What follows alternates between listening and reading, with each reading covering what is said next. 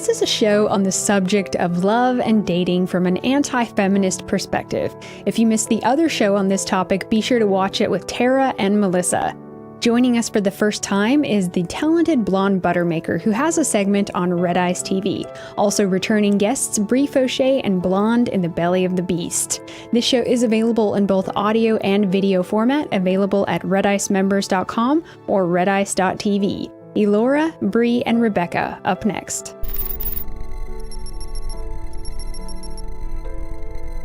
Joining us for the first time, Elora, also known as Blonde Buttermaker. I'm sure you've seen her segment on Red Ice TV. Say hello, Elora. Hi, guys. Thank you so much for having me.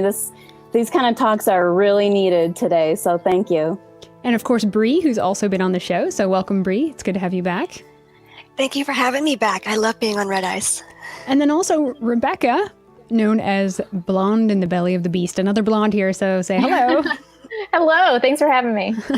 Now, Elora, off air, we were kind of chatting a little bit about, you're very, very blonde and very, very light. And you said that you got teased a lot in school. So tell us about this.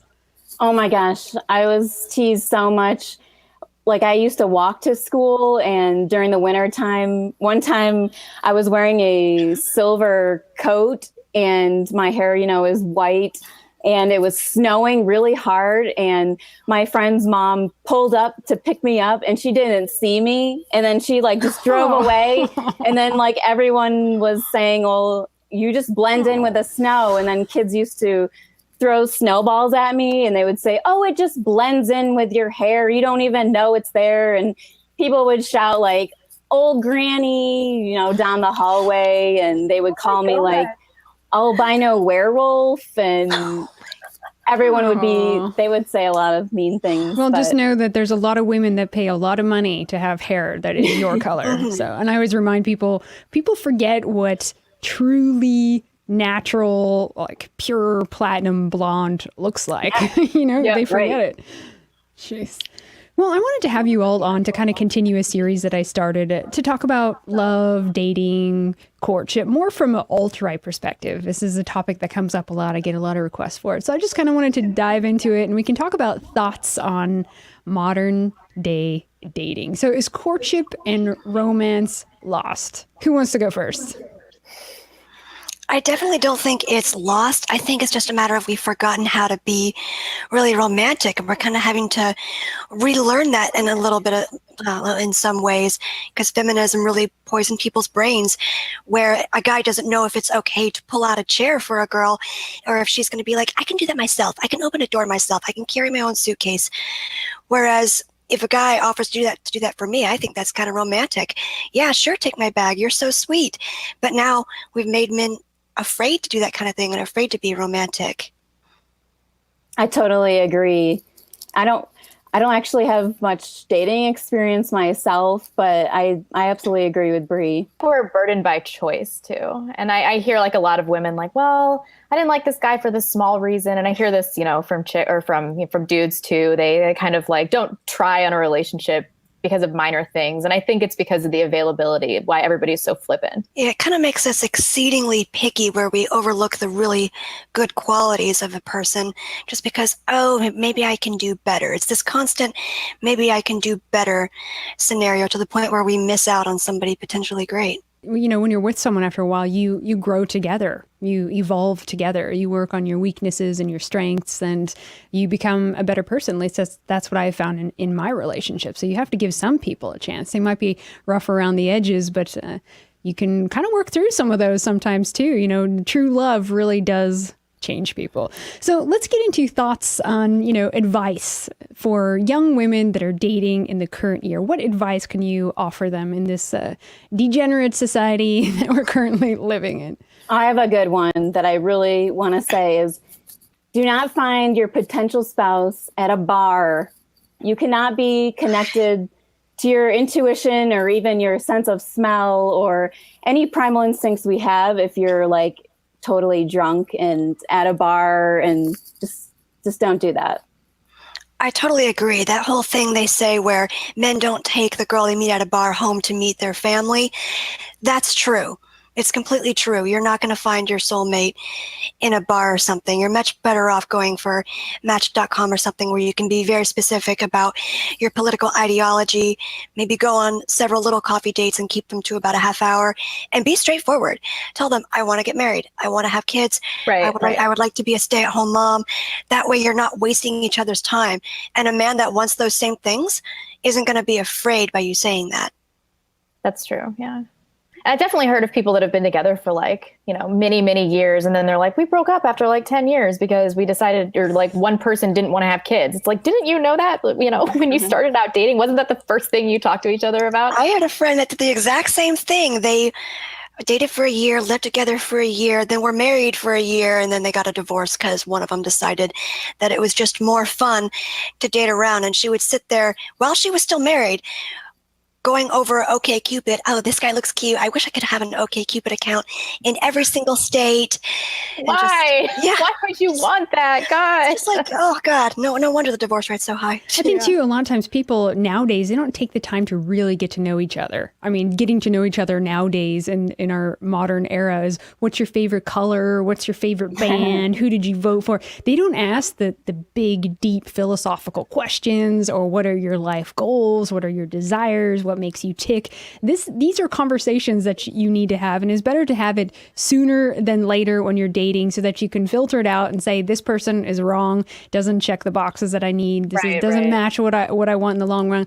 And for women, we can be picky, so I always say it's a matter of saying no more often and weeding them out until you find the guys that are actually right for you. And it has to be someone also that you can be good friends with, because you're not going to just be la la la la in love all day long in a marriage. There's real practical things that need to be done, diapers that need to be changed, trash that needs to be taken out. So it better be a good friend that you enjoy. Get this bit on my back, yeah.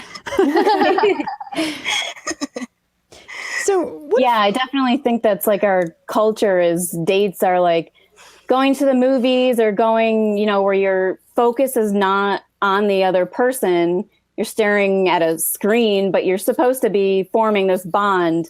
So going for a hike or doing something more where you need to be having a conversation and connecting. So what if a woman is over 30 and she's starting to freak out because she hasn't met Mr. Right? I've heard from a few of those in the alt-right. Words of advice for that lady. I would say don't panic. Don't panic. And if you're at that place, you're in the right spot. If you're watching all of Lana's videos, just take a deep breath and watch all of these videos, because you're in the right place and you definitely have enough time to correct it. And don't be in a rush to make a bad decision either. You still have a little bit of time to be picky. Don't get so panicked that you're, oh my God, I'm 30. I got to get married. I got to have kids. You still want to make sure you find the right person, because this is a lifetime commitment you're making here. And even if things do go a little bit slowly and you find somebody after your fertile window kind of closes, there are lots of white babies out there that need love as far as adoption. Yeah, that's true. Everyone wants to adopt babies from overseas, but like, what about taking care of our own? Right. And they tell women and men these days, you're more moral if you adopt a black baby or something. So, there's lots of white babies out there that need affection in the adoption system. Rebecca? I mean, my sister, she had her first baby at 31. And even though we live in Seattle, she was still the youngest person by several years in her birthing class. So I'm 29 and I have a boyfriend, but I'm not married yet. So I understand this freaking out. Like, it's like in the pit of your stomach, just like absolute panic. Like, what if I don't have a family? Oh my God. But you just have to, I need to take my own advice on this one, but you have to control the panic and try to make good decisions through it. That's all I can say about that. Yeah. I also think you have enough time. I have a large group of mom friends, and actually most of them are 35 to 37. And I think having children that late in life is better than not having children at all. And if you've gotten this far without finding a spouse like that and having children, you may have been operating under the masculinized feminine for too long. And you should, take a step back and ask yourself what areas of your life you need to really reconsider and reevaluate. I heard Stefan Molyneux say this once, and I think it was very powerful and it was very true. He said, when you start dating somebody and you really like them, just be so great they can't say no. Be so great they can't say no. I think too that there's a lot of paranoia about like, oh my God, I'm 30, my fertility is plummeted. That's actually not true. There's a huge baby boom among white women in their late 30s. If you stay healthy and you take care of yourself, you can have babies later. It's not over. You're not dried up and old like some people try and fear monger people into thinking. Fear mongering, exactly. That's what the medical community around pregnancy and birth is, just complete fear mongering. I have a friend who's 37 and she's had 2 home births and she was considered high risk, and her OB didn't want to see her because she knew she was having a home birth, and he said he was too old. She was too old, but she rocked it. She had 2 babies at home, completely healthy and perfectly fine. Yeah, there's a lot of women that are having babies, having their last kids at 45. I come from women that had babies until they were 45. My grandma had my mom when she was 43 years old. So, Wow. yeah, I mean, if you take care of yourself, I think that's another thing that all you girls know about is, the chemicals, what you're eating, what you expose yourself to. All these things affect your fertility, your egg quality, just your overall health, because there can be some girls that are 22 and have horrible egg quality because of their lifestyle choices and what they eat and the products they use. And there could be a woman who's 35 who actually has better egg quality. So these things are also important. I would say that how you take care of your body now, especially, is going to affect how it works 10 years from now. So keep that in mind. And you also want to pass on good genes and good health to your child. So while you're pregnant, you want to make sure that taking care of yourself is your number one priority. I know a lot of like the mentality when you're pregnant, you're like, oh, I can eat whatever I want, I'm pregnant. But actually, it should be the opposite. You should be really strict about what you eat, because it's not only you, it's also your child, and then your child's child, and so forth. Yep. It's your bloodline. You're taking Your care bloodline. of there. Elora, I know you're a health nut like me. Were your pregnancies pretty easy?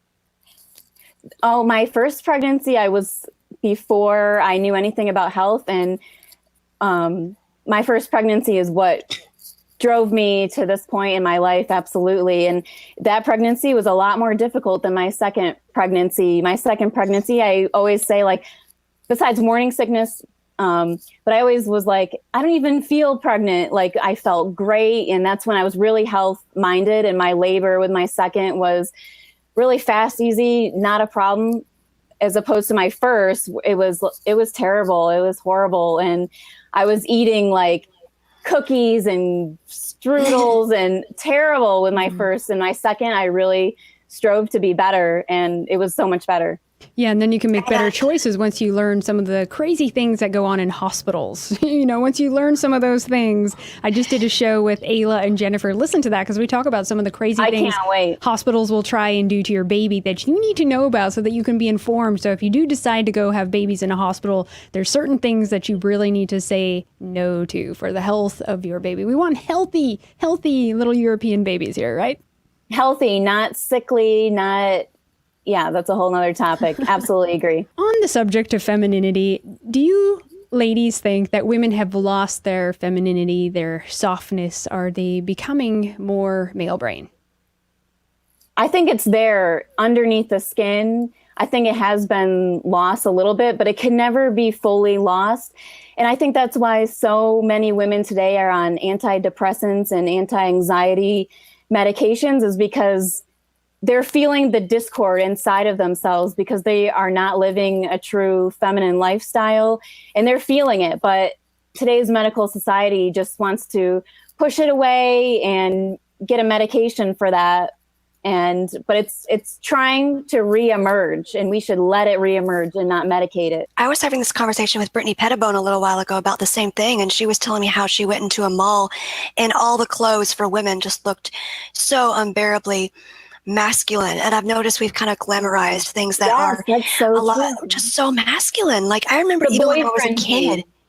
Yeah. Yes. When I was a kid and I was watching gymnastics and figure skating, I had this bias toward the girls with the long, beautiful, sensual hair, and all the gymnasts with the little pixie cut. I just thought they just look like boys. Yeah. So they just look like boys, so I've always kind of had a thing for long feminine hair, and I think we need to bring that back and stop saying that girls with a half shade head are edgy. They're not edgy. I used to have a haircut like that when I was totally. We all do dumb things when we're young. Yes, Oh, yeah. I had purple hair, sang in a band long ago too. So I did the blood red thing. Oh, nice. I think with women working, that it's kind of a natural inclination to want to be more masculine because you'll be rewarded financially if you are more decisive and more forthright about wanting a raise, things like that. And so I think that that's probably where this guise of masculinity is coming from. But I worked on Wall Street for a little while, and historically, until I started my YouTube channel, I've been a kind of a career woman. And as soon as I stopped doing that, it's just been about embracing my femininity. And so I think that it's really unnatural for women to be in that world. And once they're removed from it, that they do kind of go back to their roots and their femininity. yeah, I think too much time working, too much time around politics, a lot of too much time, thinking about making lots of money. These are very male brain type of things. I know that if I'm involved in that side too long, I feel miserable. I'm not happy like that. It's much more fun to be around the house, be with family, do little things around the house. Like for me, it's more cathartic and it sets me right. Being outside, to me, that's a good example of, sometimes when we try and work too much, work too hard, be too involved in politics, it's a very masculine thing. And it's almost like we feel that on some level that we're going against what our natural state. I was always much happier in home economics classes than I was in any kind of male-brained algebra science kind of class. I just nailed my home economics classes and loved the cooking, loved the sewing. So I don't know, I think they kind of programmed that out of me by the time I got to high school. And I was made fun of a lot for looking forward and going to sew in class and making a stuffed animal in home economics and cooking pasta. And I really did feel as though I was being told that wasn't what a woman should really strive for, and that was for weak women. Right. Yeah, I think it's about having a balance because we are left brain, right brain. Everything is a balance. We do have some masculine aspects and we do have some feminine aspects. And it's about learning to balance them. I mean, look at us ladies. We talk about politics. We do videos. We fight back. We're also kind of in a time of emergency, like I've talked about. Shield maidens have to rise to the occasion when the town is being attacked, right? And that's kind of how I feel where we are. But it's about a delicate balance. I know some days if I work too hard, it's like, oh, shoot, we have to take care of this and this and this. And then I feel miserable that some things around the house have been let go, So it's about balancing your time and balancing. How do you do all three do it? Because you do videos, you're involved in anti-white politics, you're fighting back. So how do you juggle things at home, family, relationships, and fighting back against, cultural Marxism, I guess, anti-white politics? I think you definitely have to pick and choose. And I think that goes back to when you're operating under true feminine nature, you have a better connection to your intuition. And so, okay, now is the good time for me to do a video. Now is a good time to take a break.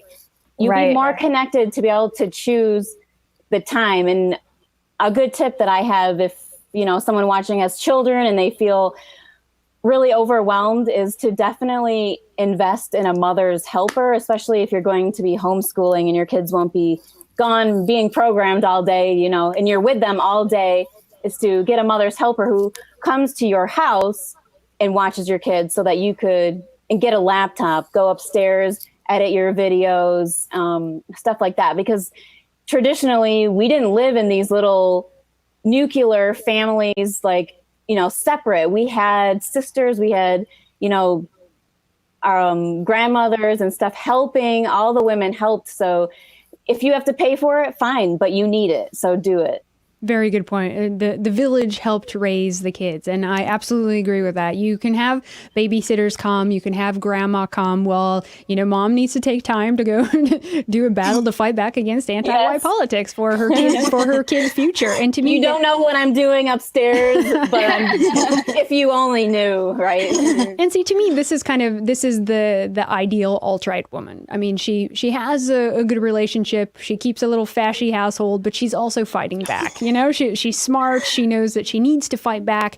I mean, it would be nice to be able to just bake pretty cookies all day and pick out curtains and stuff, but that's just not the times that we live in. We don't have that kind of luxury. There's things that we have to do for the future of our children. So these times call for drastic measures. So we actually have to be united with our husbands and fighting back as much as we can, correct? Absolutely. And even if you just do one thing a day, sometimes I barely manage to get a blog post up, and I just have to tell myself, okay, that blog post is enough. You don't need to do more than that. And the one day I do filming, okay, you did a video, that's enough. And schedule it out and remind yourself you're not Superwoman. Just get one thing out a day to help out.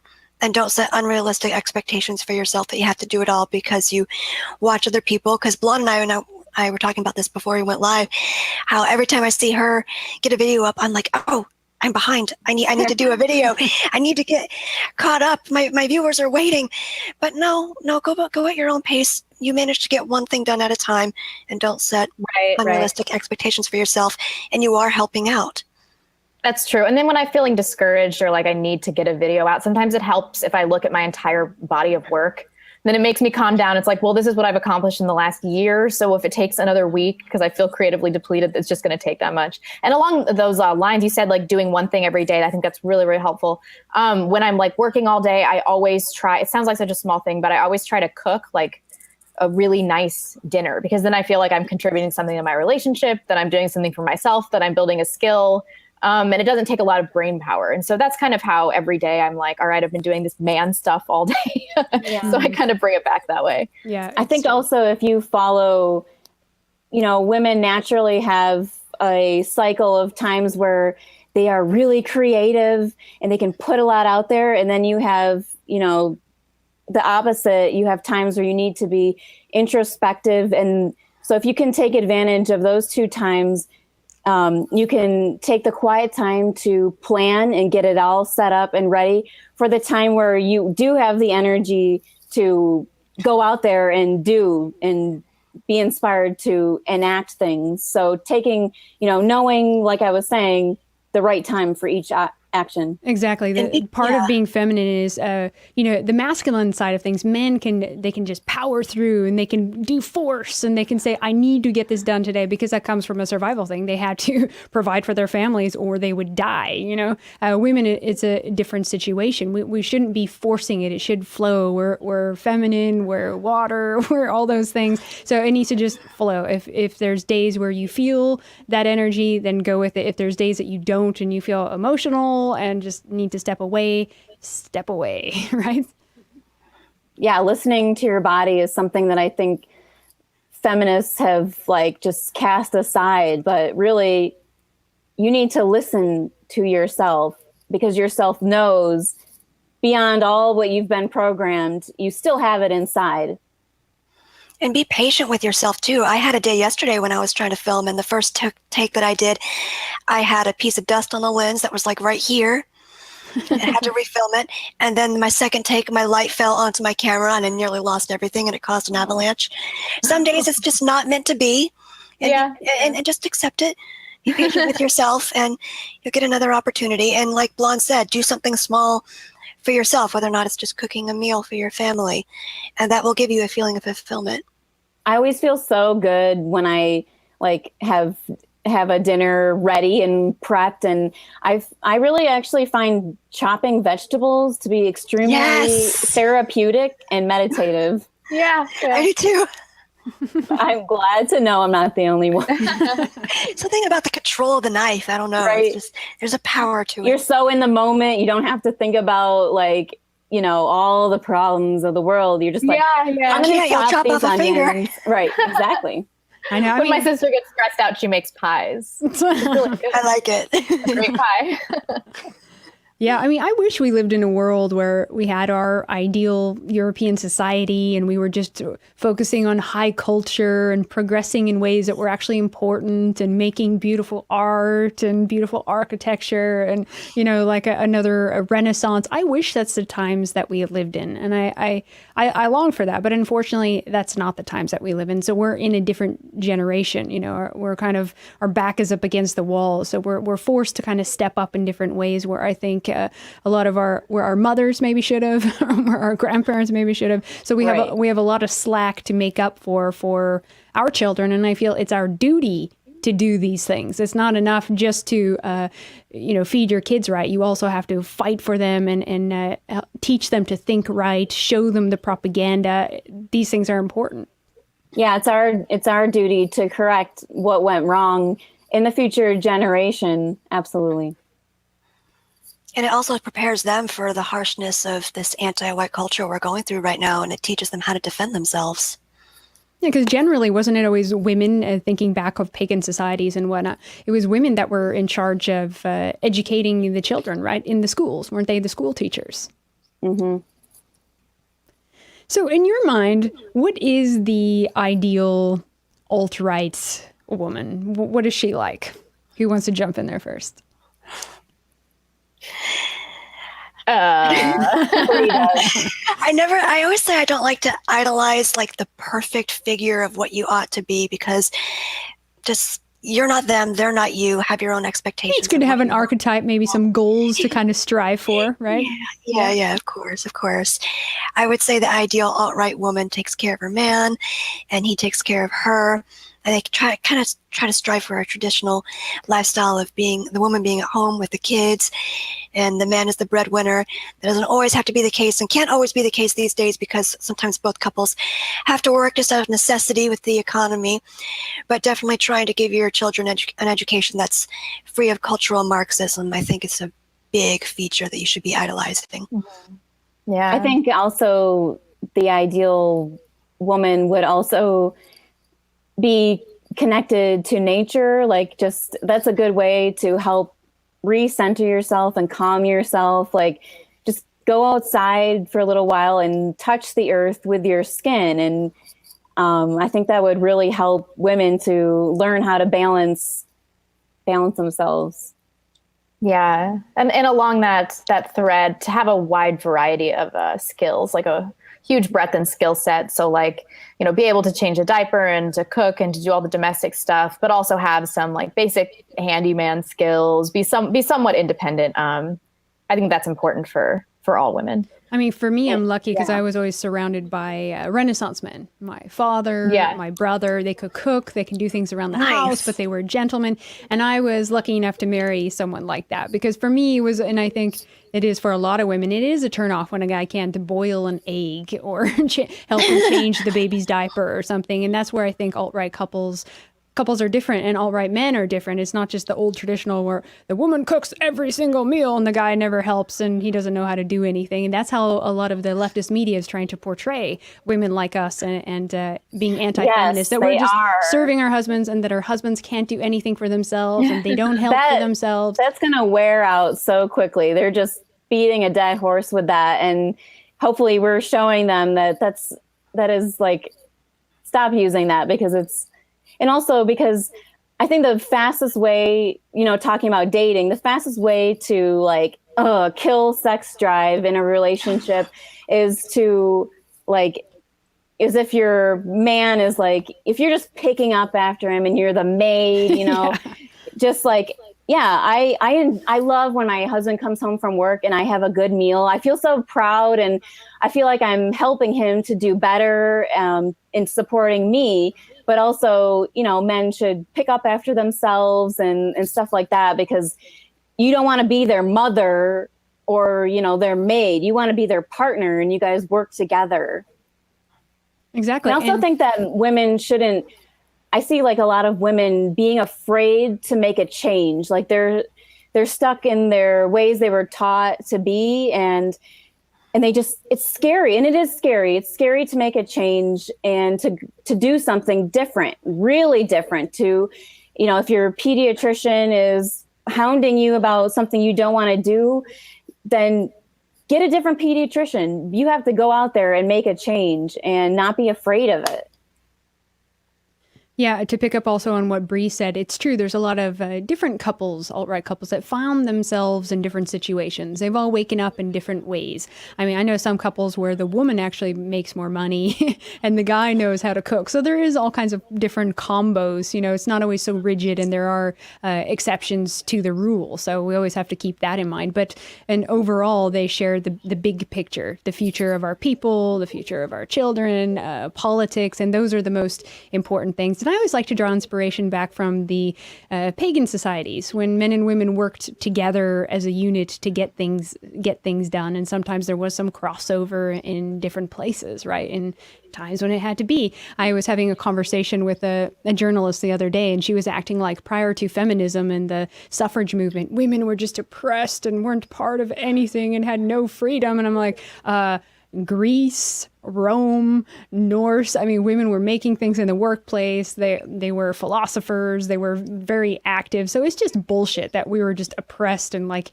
chained to the stove. Stoves didn't even exist in those times, right? Right. Well, that's why they like to make homemaking out to be like a pointless, awful thing when actually it's like setting your culture up for success. Yeah, and I heard it said, I just watched this movie for the first time a few days ago. I think it was My Big Fat Greek Wedding. There was this one line in there that really stuck out to me when she said, in a relationship, the man is the head and the woman is the neck.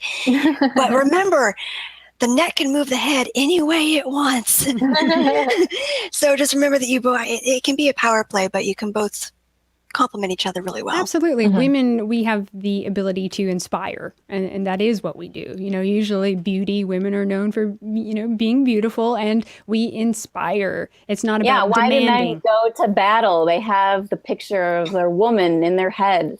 That's why they do it. Yeah, of course. Exactly. Everything they do is for women. And I always remind people that too, the whole Western civilization and the whole reason to bring us art and drama and paintings and beautiful clothes. It's European men who have made all these things. And when you really get down to it, it's about wooing the woman. You know, it's like like how the male bird shakes the tail feather and he has to have some bling to get the female bird to mate. All of it has been one big romantic dance that I see that men have built this civilization for us and for the reason of procreating and for our children and for them to be able to prosper and to be safe. That's why they built these societies for us. The left likes to have like the monopoly on the word love, you know, but their definition of love is just so like incorrect. It's ridiculous. And they like to paint the alt-right and traditional women as women who are just cleaning diapers and doing the cooking and doing the sewing and cleaning the house. Like that's all that's what the alt-right wants. That's what traditionalist people want. They just want to go back to the old way of doing things, as if we don't have any ideas incorporated from the now, which really bothers me because it turns people off of traditionalism if they think of women in the 1910s or something and they tell them that women then were oppressed when in fact that helped to lead to a really good nation and a really good society and a feeling of unity. And they just think we want to go back to the 1950s. No. We appreciate a lot of the aspects from the 1950s, and we admire that the family was much stronger back then. Women were in much stronger relationships back then. There was less degradation and promiscuity back then, but we're not wanting to rechain women to the stove. Right.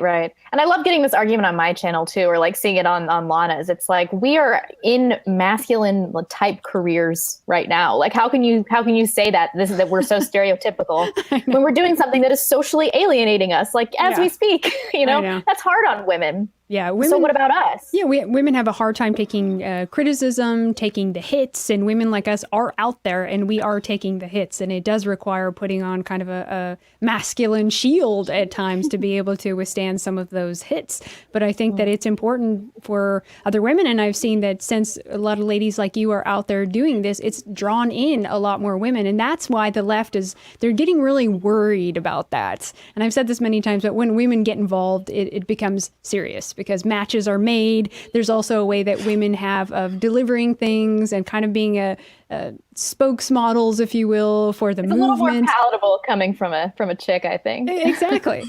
It draws in more people. They're more curious because, we have a softness and we can say hard things and be soft, especially a beautiful woman. She can get away with saying a lot of hard things. And I think that that's one of the reasons why they're freaking out about the alt-right, kind of normalizing a lot of our ideas for other women. Like, it's okay to think like us. And if you do, there's this whole tribe here that you can join of girls that actually have your back for the first time in your life, because a lot of white women haven't had that. A lot of girls that I talk to, like all of you, we all had tons of guy friends because women were generally catty bitches. And I think that they were programmed to be that way through a lot of Marxist TV shows and rhetoric. There has been a covert agenda to get white women to be at each other's throats. Would you agree with that?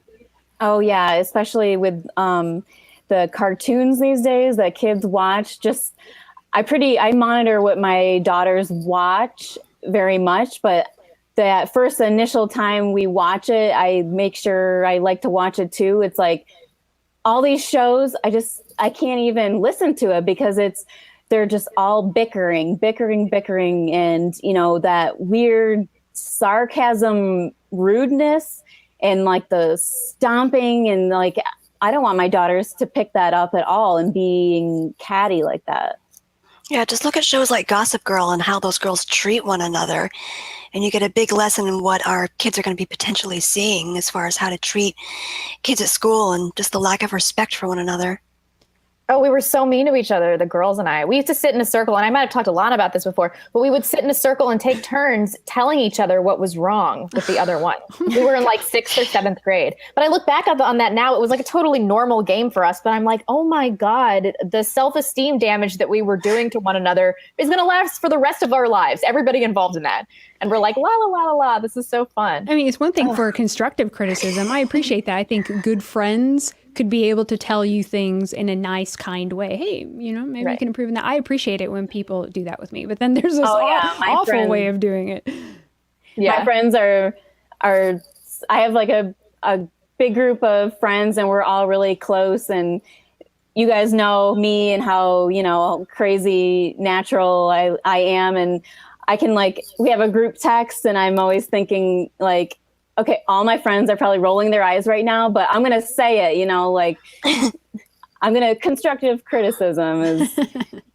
Yeah, and the other thing is, if you look at a lot of the TV shows, and this has been happening, God, since the 70s and the 80s, when you go back and look at a lot of those movies, the evil girl in school is always the pretty blonde girl, right? She's the bad one. She's the bitchy one. She's the trouble one. She's the privileged one. And even today you see that. It's the pack of white girls, the pretty white girls that are the problem. And it's the mixed race or the multicultural or the lefty ugly girl with her little cat glasses and purple hair. Baggy clothes. Those are that are the good ones, right?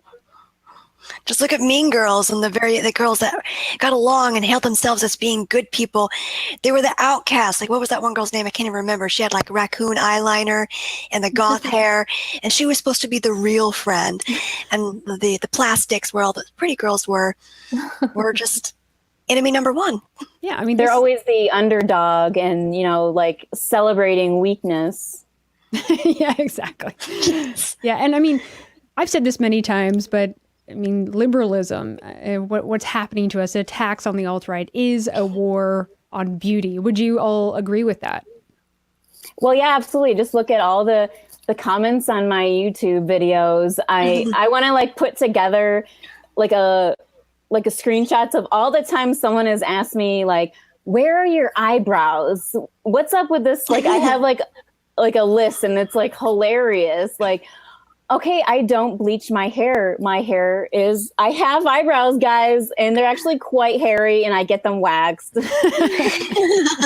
And everyone's like, oh, the comments. Yeah. Don't read your comments. I've gotten to the point where I almost never read them. Yeah, a lot of times, don't forget, there's a lot of lefty agitators and GIDF type groups that are out there and just commenting away, trying to make the movement look bad and trying to attack women. I notice a lot of the worst comments will be directed towards women, and I don't think that they're coming from our people. I really don't. And it's always a comment about how you look or how you sound. It's never, I don't have any about your argument or what you're saying. Yeah. I'm like, come on, somebody get me going here. stop talking about the way I look. Like, challenge me. I want to get like.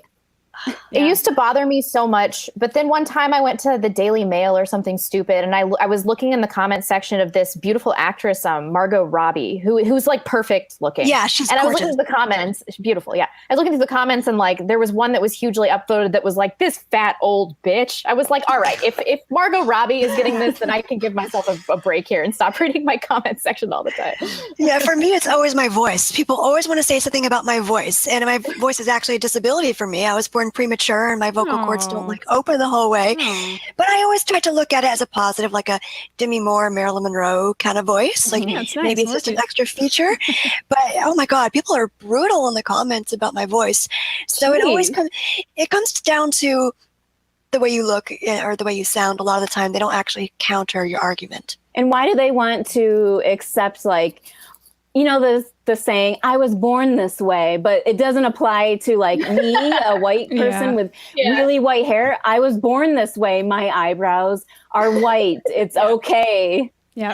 I think that's another reason so many women get into liberalism is that liberals think they have a monopoly on acceptance and beauty. So you're beautiful just the way you are. You don't need to lose weight. Laziness. You're beautiful with that electric blue hair that's about this long. You're beautiful wearing those combat boots and a trench coat. You're fine just the way you are. And they think they have a monopoly on beauty by accepting all forms of degeneracy as beauty. Of course, you're fine the way you are, and we accept everybody, unless if you're, let's see, National Socialist, Fascist, alt-right, Traditionalist, Christian. I mean, the list just goes on and on, right? Or just why are we the ones White's good enough. losing friends? Like, when we've tolerated all of it, and we still are accepting of our leftist friends, but it's them that just want to shut us out. That's true. I lost a friendship back in January pretty brutally where a friend called me up in tears, just sobbing to pieces because I had written a couple blog posts on race realism. She said we couldn't be friends anymore. I was just so racist and so intolerant, and she hoped I healed from this very hateful period of my life, and it's not the way to be. And I'm just going, I tolerated your far, far, far left feminist friends for the last 3 years and went to your breakfast parties where you were pretty much trashing the men that you were with on a constant basis and hailing yourselves as independent women. Pardon? I said, were they vegan breakfast parties? Were they having soy patties? No, I mean, I have a picture of me with all of them, and I was like the tiniest one in the group. They were all overweight. This is why they want to try and redefine beauty so that it can include all the ugly girls. It's always the ugly girls saying beauty is old fashioned. There is no ideal beauty. And it's like, there is a golden ratio that exists. When a beautiful woman walks in the room, everyone knows she is a beautiful woman. There is no denying it. And same goes with men. You know, that is a handsome, good looking man. And that is something I will say of the right is that it's just, we're just better looking. We're just better looking than the left. Like when I look at feminists in Seattle, I'm like, man, this acceptance thing has really allowed you to stop doing baseline maintenance on yourself. Yeah.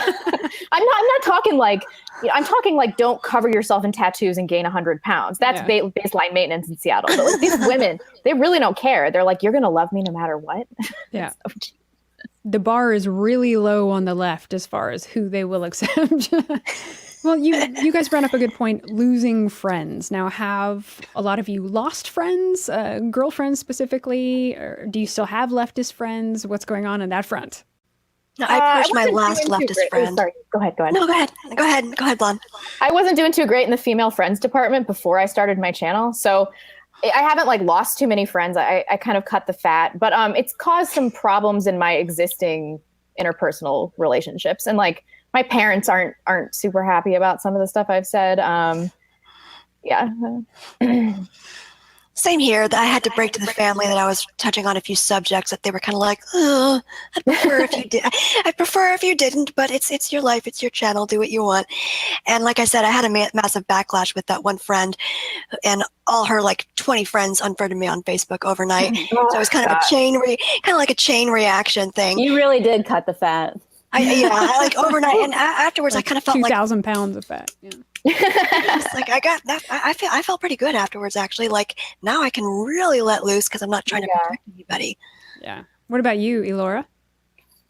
You know, I'm not yet, but I feel like it's coming. It could be coming.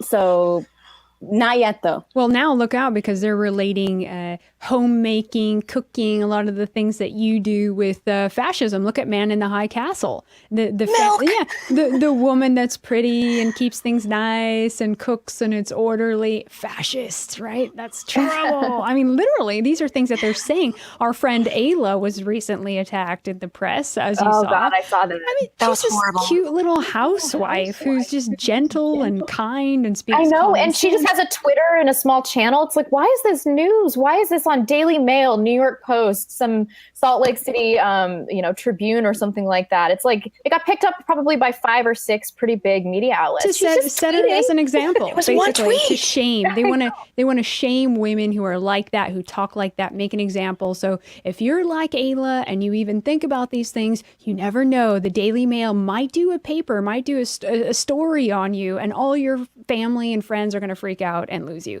And it's It's an intimidation tactic. yeah, and it's crazy. It The is, Daily it is. Mail used to be considered conservative, right? They're always talking about mass immigration and the white low birth rate, and then they attack Ayla, who's offering a solution. Well, have more Right, babies. It's ridiculous. That's how And the you Daily know Mail that article we was so are really making strides is when they have to resort to that. They're afraid, and they should be.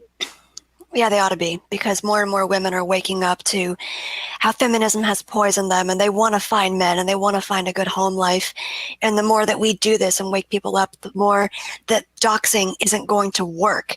Because Right. we've developed a network now where we can just rally the troops and people will get behind you if that kind of thing happens.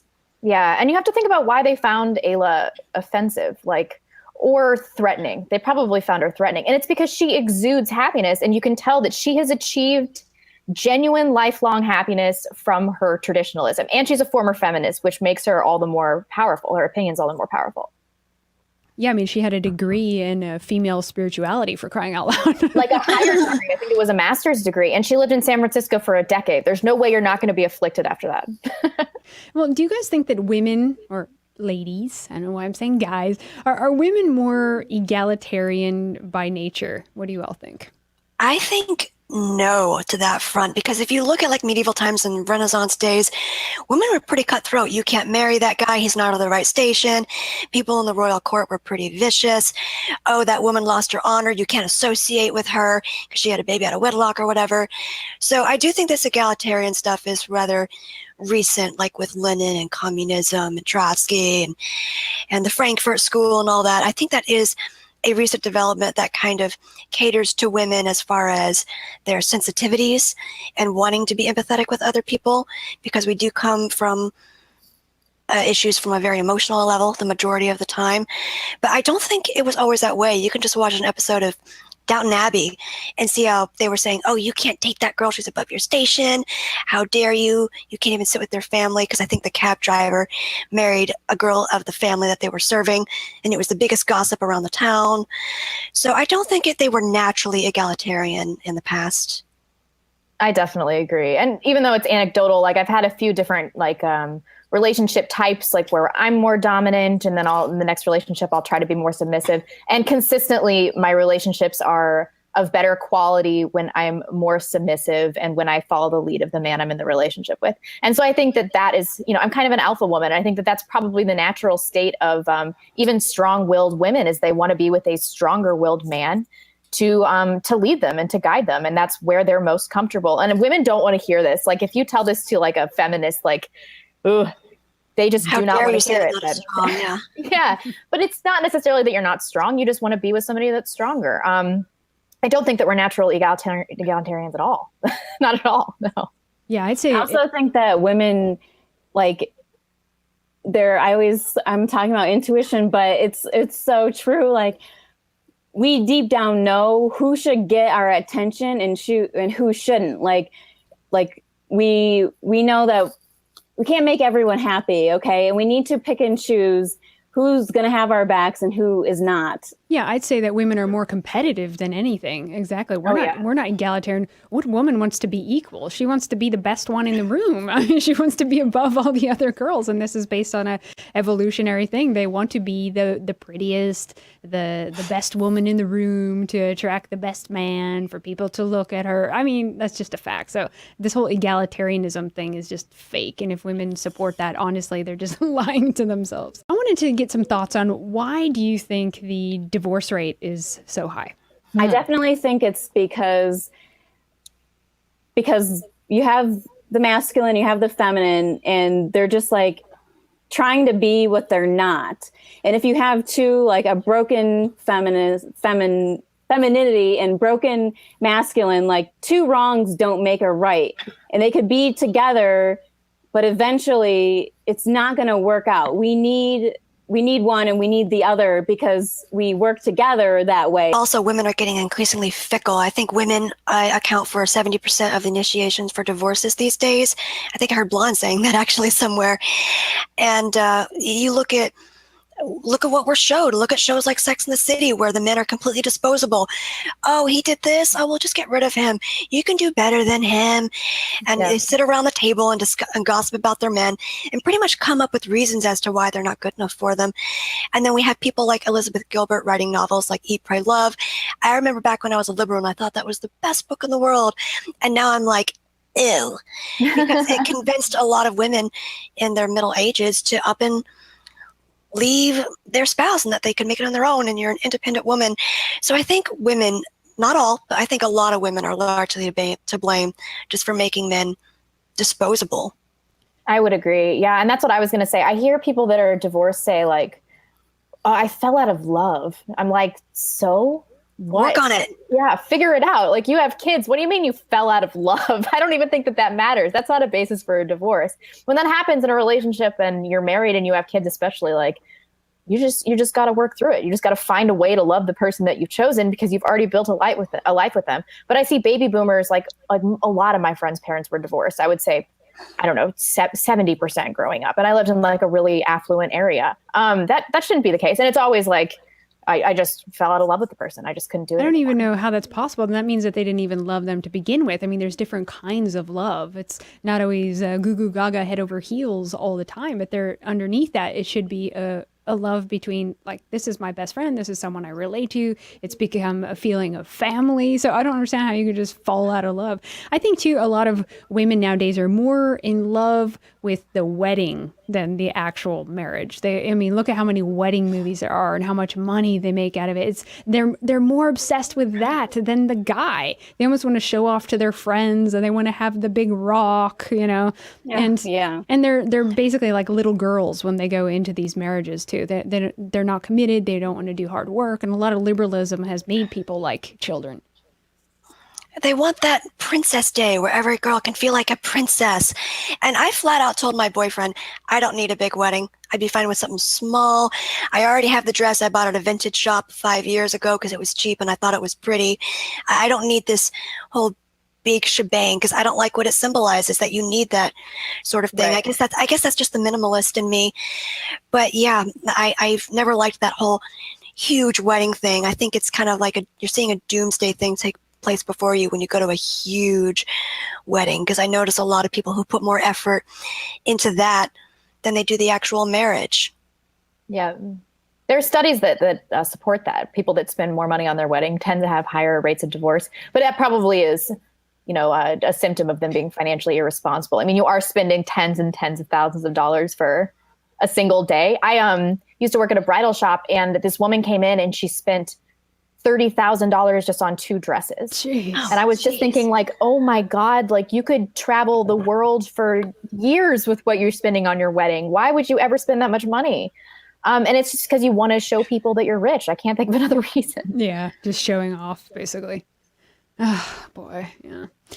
Well, I also wanted to ask, we talked about egalitarianism, but do you think that women are generally conformist and afraid to take risks? Because look at us. We're obviously not conformist, and we're not afraid to take risks.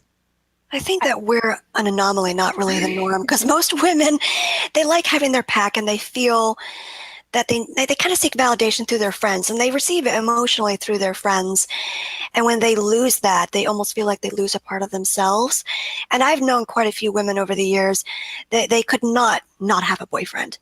They always had to have a boyfriend. I knew a girl, by the next day, she would have a new boyfriend. So I think there is a quality to women that feel more validated and more secure when they have a pack. I've always felt more validated by knowing that I could survive on my own, which is, I think, why I can make videos and kind of be ostracized a little bit by some individuals out there and not really feel anything about it. But I don't think that's a normal quality. Society is promoting laziness and not taking chances. And like, if I wouldn't have taken a chance and had a voice to speak out, I would still be one of the people you think is a housewife and just stays home. But I took a chance, and I've had passion. I had passion in my life that I wanted to carry out. And I think that a lot of women, just through the foods we eat and the chemicals we're exposed to, we're just kind of like blah. And that's what they want you to be, is to be conformist, but we're not conformists by nature. Yeah, that's a good point you made there. And with high risk comes big reward. All of us women have taken risks here, and we've been rewarded in different ways in our life. Some of us have met love. Some of us have made great friends. Some of us are finding fulfillment and having a creative outlet, or letting the passion flow in a way, feeling more complete. So yeah, we're risk takers. Us women are risk takers. And I'm always wondering what makes us women so different? Because a lot of these liberal women, they're not risk takers. I mean, that's just all conformity. No. Even though they have piercings and blue hair, there's no risk involved in that, or swinging, or saying you're bisexual. There's no risk at all. What the things that we talk about, that is a high risk area. I don't think it can get any more high risk. Yeah, we broke free of those chains, like saying just stay on the couch, just stay down, we broke free of that. But I do kind of feel like I'm always fighting the need to conform. Like, it's still unnatural for me to take some of the positions that I do, which makes me think that innately women do want to conform, that we want to be taken care of by our in-group, that we don't want to be socially alienated. And I think that things in my life have prepared me for this alienation in ways that are unique to me. But for the average woman, this would probably be a really awful experience, I think. I think that it'd be overwhelming and stressful. But you ladies seem the same way. I mean, do you feel like you want to take a position of conformity ever, just to make your life easier? I did for a while. I mean, the way I started making videos, I kind of plunged in head first blind.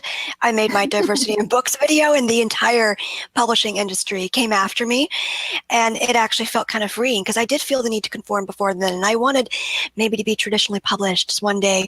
And after I realized that's never going to happen, because it's all predominantly leftist and Marxist, and it wasn't the cool club I thought it was at all, it was quite freeing. So from that adversity of undergoing a 360 SJW attack, I came out stronger, feeling like I can say whatever I want now. I can let her rip. So I'm going to let her rip. Mm-hmm. And there's a certain level of freedom that you get from that. It's scary when it happens, but I think later, but later, oh my God, you feel so much stronger and tougher. And I go back and see some of the other people that I used to associate with, and I'm sorry, those other ladies are weak. You come out so much stronger than everyone else. Agreed. It does feel good to have, found you ladies, to know that you're not alone also. The other important question is conforming to what?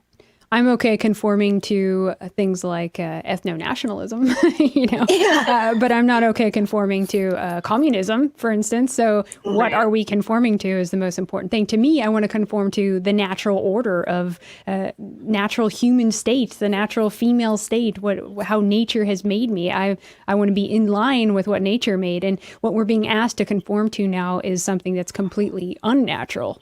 So for me, that made me miserable. I think I picked up on it unconsciously, but I've always been the dreamer. I'm an artist. I've always been a Pisces. So I've always kind of been more on the fringes. So for me, it was kind of a natural transition when I met my husband, and then we went into these things, you know. But I also have a good support system.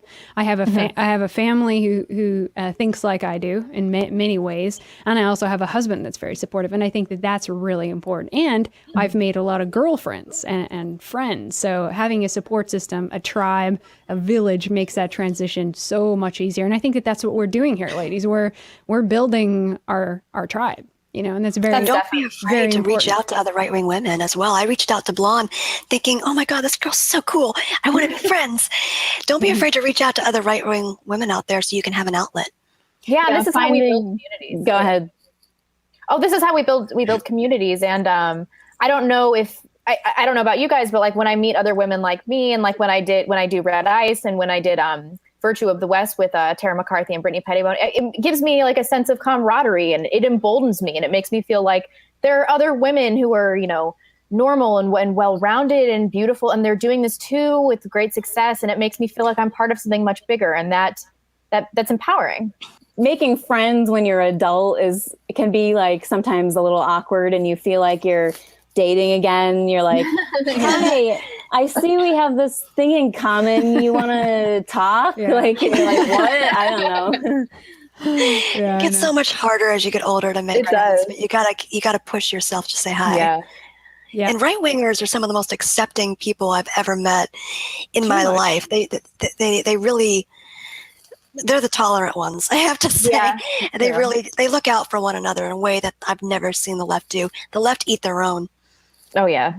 Yeah, I think really the best way to reach a lot of lefty women to kind of undo their brainwashing is through entrainment. And then I think it would be being exposed to women like us who have a group, who have a good time together, who are free, women that are attractive, women that other women want to be like. If they see that, then they want to be in there. They want to be a part of that. They want to kind of be let in on that. So a lot of it is just turning our back on those lefty women. And you know how women are. As soon as you turn your back on them, then they like want to go in there, and they want to be in there. They want to be in the center. So a lot of it is just ignoring them and walking away from them and just kind of looking down on them. I think that will drive them more nuts than anything. So last question for you. A lot of guys ask this. I've heard all kinds of takes here. Best way for men to red pill their girlfriends and wives? Oh boy. Send it to my channel. My husband definitely like red pilled me, and I was trying to think of like what made him successful at it. I'm not sure, but it just took time. And my husband's a very bold person, and he really sticks up for what he believes in. And that's something I admire about him. And I think we have such a good relationship that I trust what he has to say. And I'm like, okay, I'll look into it. And it took me maybe several months, a year, but slowly he just, kept working at me. And I was like, okay. And, and it's not like I'm just conforming to my husband. I have my own personality and thoughts, and I looked into it and I was like, wow, this goes along with what I have been working at, freeing yourself from chemicals and terrible foods. And, it went along with what I was already set into motion. Also, I know this is going to sound really harsh, but the sooner you can let your girlfriend know that her lefty friends don't have her best interest at heart, the better. I mean, I would never say like completely disown your lefty friends and you're not allowed to see them, but a lot of them have the ear of their best friends, or their best friend has their ear. So just kind of let them know that maybe some of their very liberal friends don't always have their best interest at heart, because they're all about, oh, you don't need him. You can do better. You can do better. Right. And then also, like Lana was saying before, women tend to listen to other women. So send her one of Blonde's videos. That's a great way to start, and just kind of give them little teeny red pills. And that can give you a foundation for a discussion that you can have, which can give you a stronger relationship. Definitely. That's exactly what I was going to say. Incremental approach, I think, is key if you're in a pre-existing relationship. If you're meeting somebody new, I would just say to draw hard lines about like, this is what I believe. If you have a problem with any of these things, then it's not going to work out as a couple. But if you're in a relationship with somebody, incremental approach, plant those seeds. Mm-hmm. Plant those seeds. And if they can't be red pilled and they butt you back really hard, that's a sign that that's not going to be a good relationship. It might not be the right relationship. Right. Exactly. You have to find women too that are kind of on the fence that you can sway. Because like I say, a lot of women are not politically inclined really one way or the other. They're not really truly convinced. So I think there can be a level of persuasion and getting women to see things. I know when I met Henrik, being the flighty Pisces at the time, I didn't think of things of like covert warfare and propaganda and sly things that are swaying the public. I mean, because that's generally a masculine brain thing. So a man can kind of teach a woman how to think and analyze, and even through basic little stupid TV shows, like why are they making all these anti-white comments, or why this or why that? I found that like stupid TV shows have actually been really good. But Elora, like you were saying too, there's a lot of girls that are on that truth-seeking path. We come from the conspiratorial angle too. And I think the natural progression when you're truth seeking is that you come to these topics that we're talking about now. So you kind of have to find where a woman is at in her level of truth and her politics. And then, like Blonde is saying, incrementally. Yeah. And talking about gender dynamics, I know that like in my personal relationships, once I realized that I needed to be the submissive one, it was largely a relief. I'm like, oh, great. I don't have to wear the pants anymore. This is a very unnatural position for me to be in. And I think that if you're red pilling your girlfriend, that she'll probably discover that some of the more masculine positions that she was taking with her feminism are unnatural, and she might fall into a more comfortable role. And that's how she'll know you're right. And also, once you start seeing some of the stuff, you can't unsee it. So once you point out... Oh, that's so true, yeah. Once you start pointing out some of the anti-white rhetoric going out there, and she actually goes out into the world and starts seeing it, and she goes to the mall, because like the mall near me, it's all like Middle Eastern people and Indians working in the booths. Like they don't hire white people. They're a diversity quota. Once she actually starts seeing that stuff out in the real world, she'll take you more seriously. And the other thing is you have to be a man that she just can't resist. Look so well, good, be well, no. talk well, be successful, and then she'll just kind of fall in line because she wants to be with you. She wants to make you happy and please you, and she doesn't want to let you go. But I think the power of a man to persuade a woman, guys shouldn't poo-poo that, because they actually have a great power to persuade a woman. So that's great advice. Well, as we close here, I think everyone needs to share their YouTubes and their Twitters. So, Elora, since you're new, we'll start with you. Okay, you can find me on Twitter. I couldn't get like my exact name, so you'll have to find it's at TBB Maker, the Blonde Butter Maker. And you can also find me, the Blonde Butter Maker, my Instagram. That's where I kind of started out. And my YouTube channel is also The Blonde Butter Maker. Oh, and I also have a WordPress that is The Blonde Butter Maker. Great, perfect. And Bree, what about you? You can find me on YouTube just under Bree Fauché, BREFAUCHAUX. And you can find me on Gab and Twitter at Bree_Fauché. And then there's also my blog where I really just let her rip, and that's BreeFauché.wordpress.com. And of course, Rebecca. I am Blonde in the Belly of the Beast on YouTube. I am Libtard America on Twitter, and I just started a Minds account. I swear one day I'm going to start posting on it. And you can email me at blondeinthebellyofthebeast@gmail.com. Anyway, this has been a lot of fun. I always say it's fun to talk to alt-right women because we can talk about girly things like makeup, we can talk about cooking, but then we can also talk about anti-white politics and Marxists. So, we are truly diverse, and we actually are very diverse in terms of our spirituality. We can talk to atheists and Christians and pagans. So we have all the diversity that we need between us in the alt-right. So, and I think that we should hang on to that. I think it's good. We shouldn't all be exactly the same because we contribute different things. And it's wonderful having you ladies here and meeting you. And we're building great friendships. And I'm looking forward to what the future holds. And I think 10 years from now, some of the things that we talk about aren't going to be very extreme. They're actually going to be quite mainstream because of the work that people like you are doing. So thank you very much, everyone, for coming on the show today. Thanks for having us on. Yes, thanks for having us on, yes. If you enjoy my show, please support it. The best way is to sign up for a membership at redicemembers.com. From there, you can stream or download all my previous shows and also catch me during our live TV show Weekend Warrior, broadcasting most Saturdays exclusively for members. Or if you prefer, you can donate at paypal.me/redice. Thank you for listening, and don't forget to subscribe to our YouTube channel. We'll talk again soon.